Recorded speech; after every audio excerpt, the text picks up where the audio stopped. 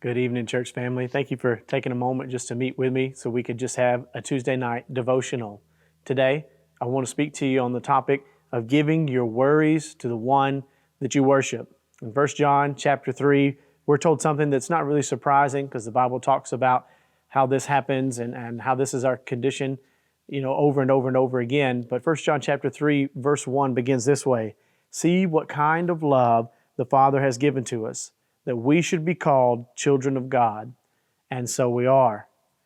Father's Day is fast approaching. Consider this your gentle reminder to be prepared and take necessary actions in light of that. I have learned an awful lot just by being a father. I've had great examples of fatherhood in my life, my own father included.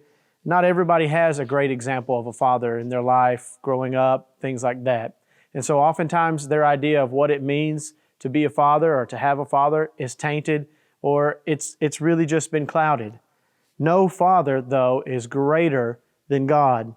He is our example, and what we have to do is we have to be careful not to impose our understanding of what it means to be a father on Him and try to say that He's a father like the fathers we have experienced or noticed around us.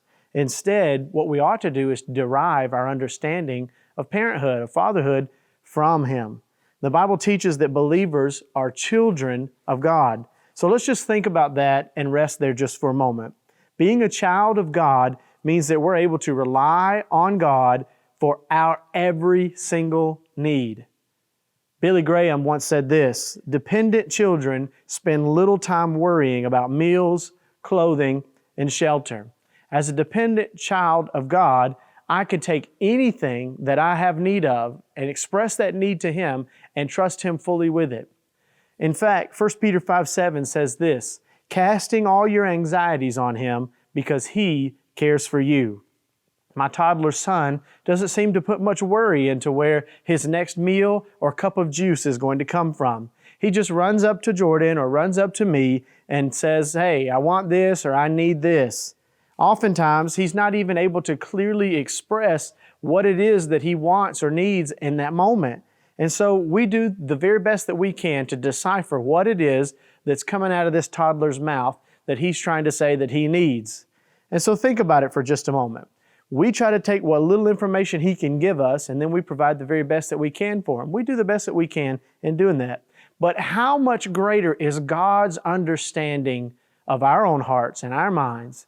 Because there are oftentimes things that we need or want from God, and we need His help so desperately that maybe we're so emotional we can't even get our thoughts together, let alone our words to express before Him what we need.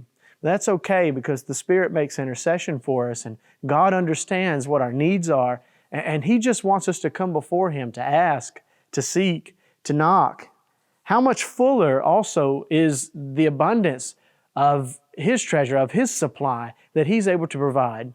I give the very best that I can as a father to my children. How much greater is God in that regard, that He's definitely going to have more access, because everything is the Lord's and He has authority and power over all around us. So if you can trust God with your salvation, with the salvation of your eternal soul, surely you can trust Him with any other anxiety or issue or worry that comes your way.